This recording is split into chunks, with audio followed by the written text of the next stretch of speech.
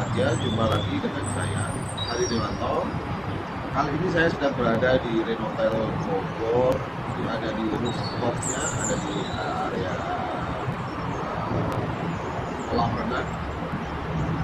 Nah, saya ingin mengajak Anda untuk berdiskusi, untuk ngobrol mengenai fenomena yang selama ini banyak sekali dicermati, bahkan dipertanyakan oleh para praktisi pemberdayaan pikiran bawah sadar maupun oleh para pengamat. Jadi selama ini kalau mungkin banyak orang yang menonton acara-acara di televisi mengenai hiburan hipnosis, kemudian terlihat di sana ada suyet yang dengan mudah kemudian diintervensi oleh para hipnotisnya atau juru hipnosis sehingga dia dengan mudah bisa mengikuti perintah-perintah tertentu. Menurut kabarnya, ketika dia dalam kondisi hipnosa itulah saatnya dia berada dalam kondisi bawah sadar. Nah, kalau demikian apa definisi dari bawah sadar itu sendiri? Pada tahun 1923, Sigmund Freud mengenalkan 3 model kehidupan jiwa yang memiliki 3 tingkat kesadaran, yaitu sadar, prasadar, dan tak sadar. Tingkatan sadar atau conscious itu berisi semua hal yang kita cermati pada saat tertentu. Menurut Freud, hanya sebagian kecil saja dari kehidupan mental, baik berupa pikiran, persepsi, perasaan, dan ingatan yang masuk ke dalam ranah kesadaran. Tingkatan prasadar atau pre-conscious. Prasadar disebut juga sebagai ingatan siap atau available memory, yakni tingkat kesadaran yang menjadi jembatan antara sadar dan tak sadar.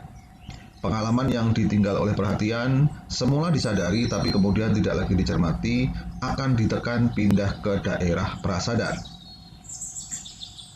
Tingkatan tak sadar atau unconscious adalah bagian yang paling dalam dari struktur kesadaran dan menurut Freud merupakan bagian terpenting dari jiwa manusia. Secara khusus, Freud membuktikan bahwa ketaksadaran bukanlah abstraksi hipotetik tetapi itu adalah kenyataan empiris. Ketaksadar itu berisi insting, impuls, dan drivers yang dibawa dari lahir dan pengalaman-pengalaman traumatik, biasanya yang terjadi pada masa anak-anak. Dan kemudian ditekan oleh kesadaran, dipindah ke daerah tak sadar. Teori Freud ini mendapatkan tanggapan beragam, baik pro maupun kontra oleh para ilmuwan lain pada zamannya. Dan nyatanya, meskipun psikoanalisis dianggap sebagai salah satu ilmu rujukan dalam terapi-terapi psikologis dan hipnosis, namun sampai sekarang masih banyak pihak yang belum memahami perbedaan antara pikiran sadar dan pikiran bawah sadar ini. Bahkan di dalam kelas-kelas pelatihan hipnotis konvensional, para trainer juga kadang-kadang salah kaprah dalam menjelaskannya. Meskipun mereka dengan gegap gempita, dengan keahlian mereka yang memang sudah luar biasa, sudah mencontohkan kepada para peserta mengenai perbedaan antara pikiran sadar dan pikiran bawah sadar, biasanya dibuktikan dengan beberapa teknik tertentu. Normalnya sih dimulai dengan teknik tes sugestivitas, di mana para peserta akan diberikan beberapa perintah sederhana yang kemudian akan menunjukkan fenomena-fenomena antara pikiran sadar dan pikiran bawah sadar. Ada di antaranya yang mungkin kemudian tangannya lengket, atau tangannya terkunci, atau matanya terkunci. Bahkan beberapa di antara peserta itu ada yang sudah berhasil dibuat seolah seperti tidur. Namun ternyata ini tidak serta-merta memuaskan para peserta itu sendiri. Karena beberapa di antara mereka ada yang masih mengatakan, saya masih sadar, saya masih belum berada dalam kondisi bawah sadar. Apa buktinya? Kata mereka, karena saya masih mendengar kata-kata trainernya, saya masih bisa merasakan segala sesuatu yang ada di sekitar saya mendengar suara AC, saya merasakan dinginnya kondisi AC ini. Nah, kalau trainernya kurang berpengalaman, kemudian tidak bisa menjelaskan dengan baik dan benar, dalam beberapa kasus ada saja peserta yang merasa tidak puas. Bahkan konon kabarnya saya pernah mendengar ada peserta yang kemudian walk out, meninggalkan kelas, bahkan meminta uang pendaftarannya kembali. Ini kan sangat disayangkan gitu ya, hanya gara-gara sang trainer kurang bisa memberikan penjelasan. Kenapa bisa begitu? Karena rata-rata dari para praktisi hipnosis konvensional menjelaskannya adalah biasanya para trainer praktisi hipnosis konvensional menjelaskan fenomena ini dalam sesi induksi. Bahkan mereka mengatakan bahwa induksi adalah proses perpindahan dari kondisi pikiran sadar menuju ke pikiran bawah sadar. Atau kadang-kadang dijelaskan bahwa kita perlu mengebor, kita perlu membobol pertahanan pikiran sadar yang digawangi atau dilindungi oleh pikiran kritis manusia menuju ke pikiran bawah sadar. Statement ini seolah-olah mengatakan bahwa manusia hidup dalam kondisi pikiran sadar, maka perlu dibobol pikiran sadarnya untuk kemudian diarahkan menuju ke pikiran bawah sadar. Namun kenyataannya, ketika kemudian klien atau subjek sudah dihipnosis, ada saja yang mengatakan bahwa saya masih sadar, saya belum dihipnosis. Padahal dari ciri-ciri kondisi hipnosis atau ciri-ciri kondisi trans, orang ini sudah confirm berada dalam kondisi bawah sadar.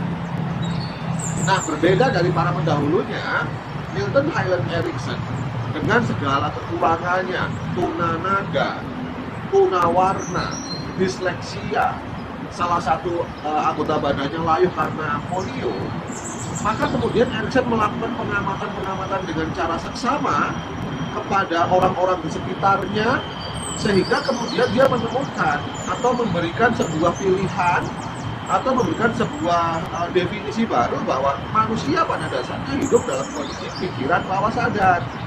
Kita ini pada dasarnya makhluk bawah sadar, kata Erickson. Maka alih-alih membobol pertahanan pikiran sadar menuju pikiran bawah sadar, Erickson hanya mengatakan bahwa kalau kita mau menghipnosis orang, kita tinggal mengenali kondisi-kondisi trans alamiah atau natural hypnosis condition untuk kemudian dimanfaatkan atau accept, utilize maupun passing dan leading untuk konteks-konteks terapi.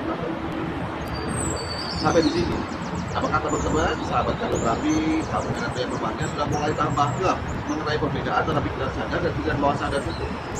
Apa? Tambah nggak jelas? Oke, baik. Ya sudah, begini, saya akan berikan contoh yang sederhana saja. Jadi yang namanya pikiran sadar itu adalah segala sesuatu perilaku yang diniatkan kemudian terjadi, itu pikiran sadar. Saya ulangi, bahwa pikiran sadar adalah segala sesuatu yang diniatkan dengan sengaja dan kemudian terjadi, itu pikiran sadar. Contoh, tangan saya bergerak, melambai-lambai begitu. Nah, itu saya niatkan untuk bergerak-gerak. Apalagi kalau ada orang jauh, cewek cantik, saya mengundang, hei, itu diniatkan dan bergerak. Itu berarti dikuasai atau digerakkan oleh pikiran sadar. Beda ketika suatu saat dari belakang ada yang nyentuh pundak saya, dan karena saya terkejut, tangan saya bergerak. Nah, tangan saya bergerak karena terkejut, itu tidak saya niatkan. Maka itu dikendalikan oleh pikiran bawah sadar. Jadi definisi pikiran bawah sadar adalah ketika segala sesuatu itu tidak diniatkan, namun kemudian terjadi, itu berarti pikiran bawah sadar. Nah, silakan Anda lihat, silakan Anda cermati. Sehari-hari lebih banyak gerakan-gerakan perilaku yang Anda niatkan dan terjadi, berarti pikiran sadar, atau meskipun tidak ada niatkan tetap terjadi, berarti pikiran bawah sadar. Sahabat kami terapi dan kamu yang berbahagia, mungkin Anda pernah mengalami suatu hari ketika mau mengatakan anak Anda berangkat sekolah, semua sudah ready, tiba-tiba anak Anda ngambek, kemudian keluar air mata, dia terisak-isak. Fenomena apa ini? Dengan pemahaman yang baru tadi, Anda bisa melihat disengaja atau tidak, diniatkan atau tidak fenomena itu. Kalau disengaja berarti sadar, tidak disengaja berarti pikiran bawah sadar.